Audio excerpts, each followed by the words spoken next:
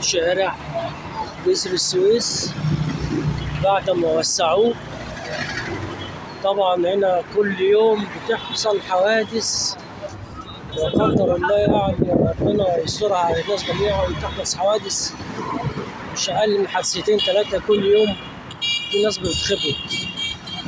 فيا ريت يعني نوجه المسؤولين يعني يعملوا أي إشارات أو يعملوا مطبات، لأن العربيات هنا في مصر طبعا عادة بتلاقي الشوارع وسعت فبتجري زي ما هي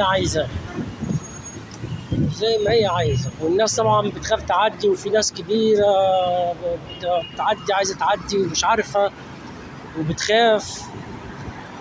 فيا ريت يعني نظرة للشارع جسر السويس بعد ما وسع، المسؤولين تحاول توسع الشوارع، تعمل كباري أو تعمل كوبري مشاة للناس تطلع تعدي من عليه، أو تعمل